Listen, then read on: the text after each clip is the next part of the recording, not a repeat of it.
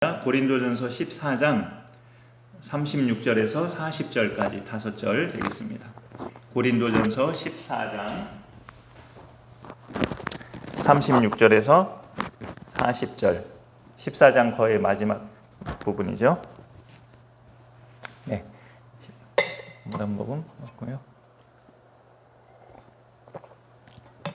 고린도전서 14장 36절에서 40절 우리 같이 읽겠습니다. 시작. 하나님의 말씀이 너희로부터 난 것이냐 또는 너희에게만 임한 것이냐 만일 누구든지 자기를 선지자나 혹은 신령한 자로 생각하거든 내가 너희에게 편지하는 이 글이 주의 명령인 줄 알라. 만일 누구든지 알지 못하면 그는 알지 못한 자니라. 그런즉 내 형제들아 예언하기를 사모하며 방언 말하기를 금하지 말라. 모든 것을 품위 있게 하고 질서 있게 하라. 아멘. 깨진 유리창 이론이란 그 글이 있어요. 깨진 유리창 하나가 있을 때 많은 유리창 중에 딱 하나가 좀 살짝 깨졌는데 그 유리창을 그대로 방치하면 남은 유리창도 그렇게 깨지는 거 시간 문제다. 하나가 깨졌으니 다른 거 깨지는 것도 사람들이 대수롭지 않게 여길 수 있다라는 거죠. 사소한 무질서를 사소하다고 방치했다가는 나중엔 전체가 무질서해질 수 있다라는 그런 이론입니다. 그래서 1990년대 초에 미국의 뉴욕시가 이 이론을 적용해서 경미한 범죄도 철저히 단속을 했대요. 지하철 무임승차, 노인들은 무임승차 대상이지만 아무나 그냥 무임승차하고 벽에 낙서, 그 다음에 노상음주 이런 죄들은 다른 죄들에 비해서 경미한 죄인데 이런 무질서를 뉴욕시가 90년대에 다 이렇게 잡아감으로써 뉴욕시 전체의 범죄율이 상당히 줄어들었다라는 그런 기사가 있습니다. 지금의 시대가 다양화, 다문화, 다원화 이런 시대로 많이 일컫고 있지만 그런 것들은 무질서하고는 좀 다르죠. 다양화되어가고 다문화되어가고 하는 것은 무질서가 아니라 그런 시대의 흐름인데 그런 시대의 흐름과는 또 별도로 그렇다고 세상이 막 중구난방 무질서해지는 것은 또 하나님이 원하시는 세상의 모습은 아니죠. 오늘 본문은 36절부터 우리가 읽었는데 그보다 성경에서 조금 위에 33절을 보시면 그 33절에 하나님이 어떤 하나님인지를 명백하게 말씀하고 있죠. 하나님은 무질서의 하나님이 아니시오 오직 화평의 하나님이시니라 라고 말씀하고 있습니다. 이 화평의 하나님이 바로 질서의 하나님이심을 뜻하는 거죠. 그 윗줄에 무질서의 하나님이 아니시오 라고 말씀하고 있기 때문에 하나님의 성품 시리즈 중에서 오늘은 하나님은 질서의 하나님이시다 라는 것을 말씀으로 나누고 있습니다. 그래서 오늘 말씀 마지막 절에서는 또 하나님 말씀으로 이렇게 당부합니다. 40절에 모든 것을 품위 있게 하고 질서 있게 하라. 하나님은 그 질서의 하나님이시구나라는 것을 우리가 뭘 볼 때 확연하게 알 수 있을까요? 우리 하나님은 정말 질서의 하나님이시구나라는 것을 아주 확연하게 알 수 있는 부분, 바로 하나님의 천지창조 그 내용들이에요. 처음에 땅이 창세기 1장 2절에 혼돈하고 공허하며 흑암이 깊은 물 위에 있다고 그렇게 땅의 무질서한 상태의 그 내용을 그렇게 말씀으로 담고 있는데 그 다음부터 보면 6일 동안에 지으신 것들이 정말 하나님의 탁월한 창조주의 면모를 보여주고 있습니다. 첫째 날에 지어진 빛과 어두움을 넷째 날에 가서 해와 달과 별들에게 그 빛과 어둠의 역할을 하게 하셨죠. 둘째 날에 물을 위의 물 아랫물로 나눠서 그 물과 물 사이의 공간을 궁창으로 하나님이 만드셨는데 다섯째 날에 가서 그 궁창에는 새들로 채우시고 아랫물에는 물고기들로 채우셨죠. 그 다음에 셋째 날에는 물로만 덮여있던 그 땅덩어리를 한쪽으로 물을 몰아내서 묻이 드러나게 하셨잖아요. 그래서 땅과 바다가 되게 했죠. 이 땅덩어리가. 그래서 그 땅에는 각종 씨 맺는 채소, 풀, 열매 맺는 나무를 또 심어 두셨어요. 셋째 날에. 그리고 여섯째 날에는 그런 씨 맺는 나무와 그런 채소 열매들을 먹고 살 수 있는 짐승과 사람을 만드셨습니다. 첫째 날 거가 넷째 날에 가서 완성되고 둘째 날에 지으신 것이 다섯째 날에 가서 완성되고 셋째 날에 지으신 것이 여섯째 날에 가서 완성되는 그런 질서의 하나님이심을 우리는 그 짜임새, 그 천지창조의 짜임새를 보면 아주 완벽하고 질서 있게 이루어졌구나라는 것을 느낄 수가 있어요. 하나님의 질서는 그런데 날마다 돌아가는 그런 우주와 이 물리적 세상에서만 하나님의 질서를 느낄 수 있는 것이 아니고 우리 가정의 부모와 또 형제, 자녀 이런 체계로 가정이 구성되어 있다는 것을 볼 때도 하나님의 질서를 알 수 있고요. 특별히 교회를 볼 때 하나님은 질서를 중히 여기시는 하나님이시다라는 것을 알 수 있습니다. 교회가 머리 되신 예수 그리스도를 잘 드러내면서 온전히 세워지려면 하나님의 말씀과 그리스도께서 세우신 그 권위에 순종하면서 질서 있게 신앙생활을 해나가는 것이 중요합니다. 사실 교회가 다 그렇게 되어가는 듯 하지만 그렇게 되어가지 못하는 순간들도 사실 많죠. 그러다 보면 교회가 무질서해지고 서로 지체들 간에 갈등이 생기고 목사와 지체들 간에 갈등이 생기고 그런 일이 빈번하게 생기기도 합니다. 오늘 말씀이 있는 고린도전서 14장은 그 앞에 12장과 더불어서 성령의 은사의 내용이 담긴 장이에요. 그 가운데 13장은 사랑장으로 나오고 있죠. 특히 오늘 14장은 방언과 예언에 대한 이야기를 전개하고 있어요. 방언은 자신의 덕을 세우는 은사고 예언은 교회의 덕을 세우는 은사다. 이렇게 14장 중반쯤에 밝히고 있고요. 그런데 중요한 것은 오늘 말씀에서 이 모든 것을 질서 있게 하라. 이걸 당부합니다. 질서 있게 하라고. 에베소서 4장에 보면 하나님께서 어떤 사람은 사도로, 어떤 사람은 선지자로, 어떤 사람은 복음 전하는 자로, 어떤 사람은 목사와 교사로 세우셨으니 왜 그렇게 세우셨다는 겁니까? 이는 성도를 온전하게 하여 그리스도의 몸을 세우려 함이니라라고 말씀하고 있어요. 하나님이 교회마다 목사를 세우신 것은 성도를 온전하게 하게끔 인도하는 인도자로 그 성도들로 하여금 그리스도의 몸, 교회를 잘 세워가도록 그들을 하나님의 사람으로 키우는 인도자가 되게끔 목사를 그 교회마다 두셨어요. 그러나 또 목사도 저도 가끔 저 자신을 그렇게 판단하고 있지만 개인적으로 부족함이 많을 수 있고요. 목사가 또 말씀과 관련된 은사는 목사가 대체적으로 있지만 말씀과 관련된 은사 말고 다른 은사는 딱히 없는 목사들도 많이 있어요. 그러나 반면에 성도 중에서는 학력이나 지식이 목사보다 뛰어난 대상들도 있을 수 있고 은사면에서도 신령한 은사를 받은 대상이 오히려 성도 중에 있을 수 있단 말이죠. 이 교회에 가정인데 100명의 성도가 있는데 그 중에 절반 이상을 어느 한 권사님이 전도해서 그 50명 이상을 채웠다. 그러면 그 교회는 50명 이상을 전도하신 그 권사님 중심으로도 사실 돌아갈 수가 있어요. 목사 중심으로 돌아가기보다. 그렇게 되면 이제 교회가 질서가 깨질 수 있는 상황이 되는 거죠.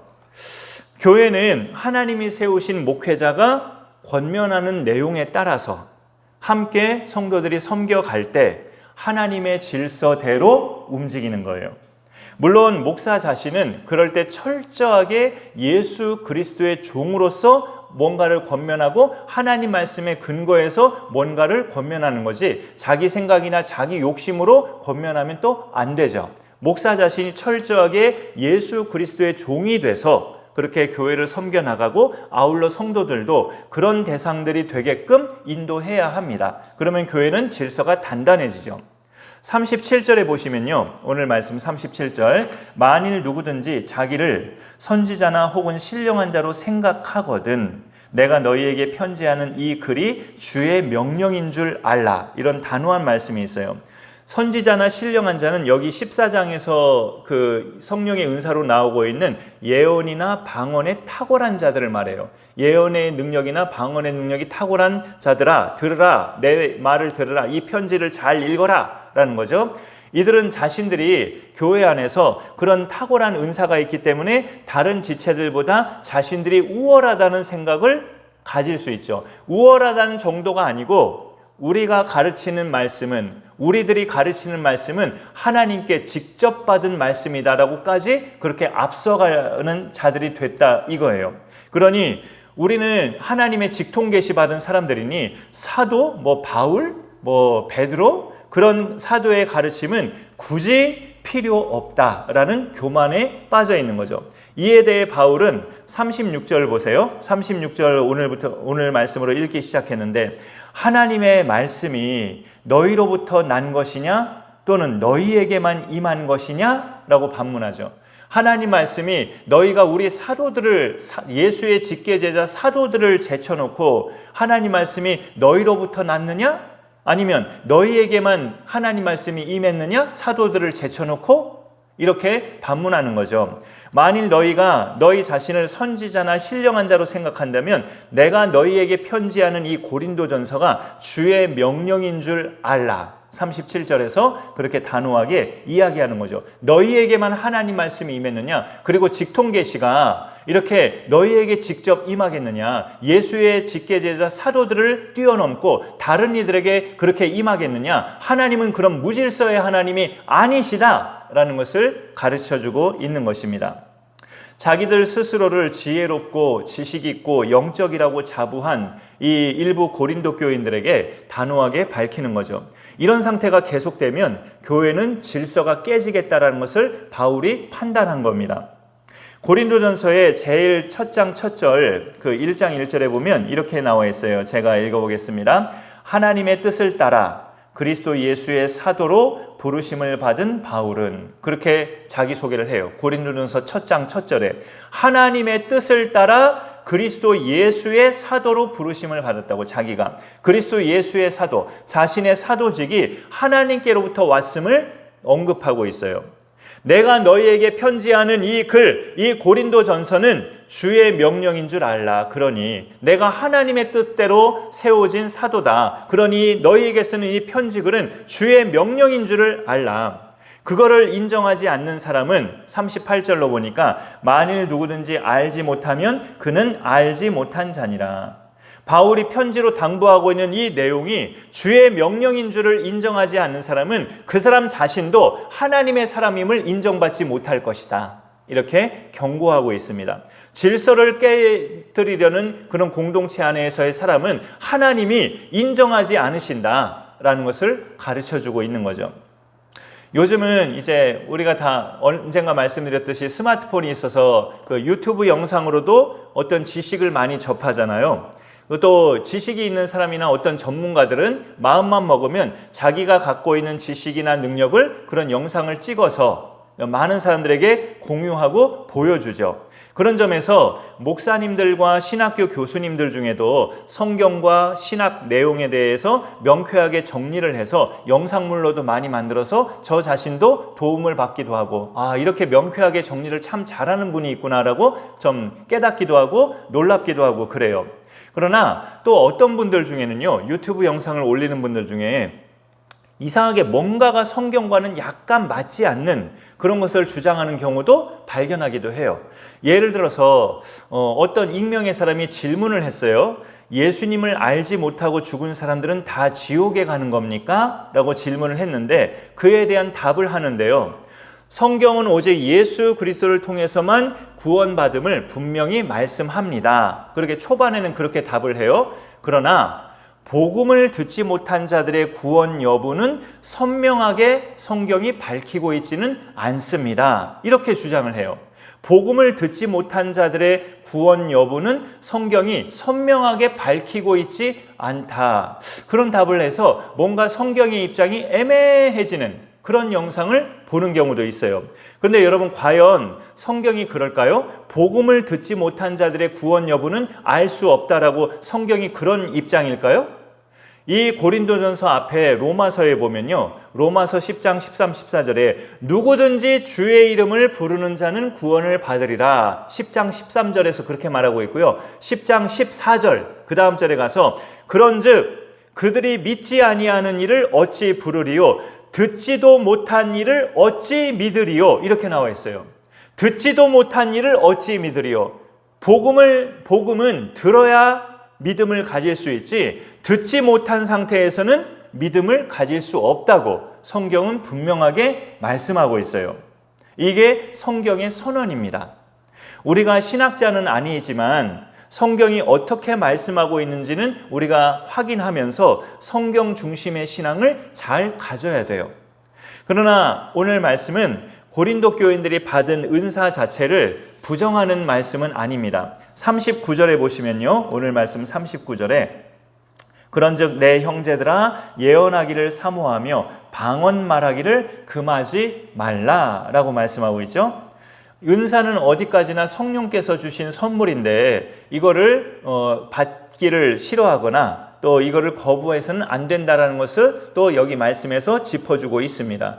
성령께서 나에게 어떤 은사를 주셨는데 내가 그걸 사용하지 않고 사장시키면 그거는 뭐와 똑같은 걸까요? 한 달란트 받은 사람이 장사하지 않고 땅에 묻어두는 것과 똑같은 거예요. 나중에 주인이 돌아왔을 때 악하고 게으른 종아라고 책망받은 것처럼 그렇게 책망받을 길로 가는 것과 같은 거죠.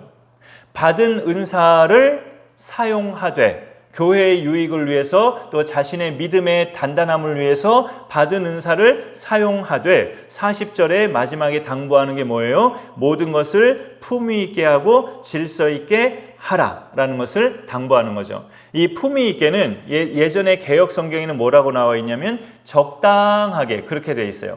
모든 것을 적당하고 질서 있게 하라. 적절하고 질서 있게 하라. 그렇게 나와 있습니다.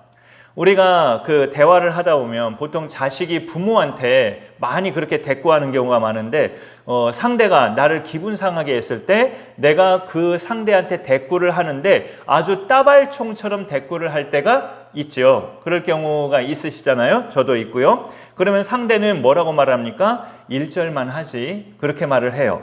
따발총처럼 대꾸하면 속이 후련할 것 같은데 속으로는 또 이런 생각이 들기는 해요. 내가 왜 이렇게 수준이 낮고 형편없지? 내가 왜 이렇게 유치하지? 내가 이렇게 수준이 형편없는 사람이었나? 이런 생각이 들면서 대꾸를 해요. 대꾸를 할 때도 품위 있고 적당하게 하라는 거죠. 나 자신이 품위 있는 사람이 되어야 한다는 거예요. 예수 믿는 사람이면. 하나님은 질서의 하나님이십니다. 그러니 그의 자녀인 우리는 작은 것에서도 그 질서를 귀히 여기면서 서로를 존중하고 특히 교회는 어떤 경우든지 하나님의 말씀을 따라 움직이고 목회자가 말씀을 근거로 성도들에게 어떤 섬김을 권면할 때 모두가 함께 움직이는 것이 교회의 질서를 단단히 하는 겁니다. 우리 강선한 교회가 그런 질서의 체계 속에서 세워져 가면서 하나님의 걸작품 공동체가 되어갈 수 있기를 간절히 축원합니다. 그렇게 우리가 믿음으로 함께 섬기면서 성도들을 사랑으로 권면하면서 교회가 아름답게 다져질 수 있기를 간절히 소망합니다. 네, 기도하겠습니다. 하나님 감사합니다. 오늘도 우리에게 말씀하여 주심을 감사드립니다. 하나님은 무질서의 하나님이 아니요 질서의 하나님, 화평의 하나님이심을 오늘 고린도전서 13장 33절 이하에서 우리에게 선포하는 것을 보게 됩니다. 성령께서 주시는 은사가 귀한 선물이지만 그것을 무질서하게 남용할 때 교회는 질서가 흐트러질 수 있음을 경고하면서 모든 것을 품위 있게 하고 질서 있게 하라는 하나님의 이 성품 가운데 질서를 성경에서도 강조하는 것을 보게 됩니다. 하나님 아버지, 우리의 믿음 생활이 하나님의 그 천지창조, 창조주의 놀라운 그 질서의 걸작품을 우리가 늘 생각하면서 우리의 믿음 생활도 하나님 안에서 질서 있는 그런 믿음 생활이 될 수 있도록 함께하여 주옵소서. 우리의 가정과 우리의 교회와 우리가 일하는 모든 일터가 그런 하나님의 질서가 잘 잡혀가고 잘 운행될 수 있도록 하나님이 역사하시고 함께하여 주옵소서. 무엇보다 우리나라 대한민국이 새롭게 선출된 대통령을 중심으로 그런 질서의 체계 속에서 세워져가는 복된 나라가 될 수 있도록 하나님께서 늘 눈동자같이 살펴주시고 통치자들의 마음을 주관하여 주시고 하나님의 창조 질서가 어그러지는 일 없이 잘 나라가 통치될 수 있도록 성령께서 매 순간마다 함께하여 주옵소서. 감사드리며 예수님의 이름으로 기도 올리옵나이다. 아멘. 오늘도 또 찬송 부르고 축도 후에 잘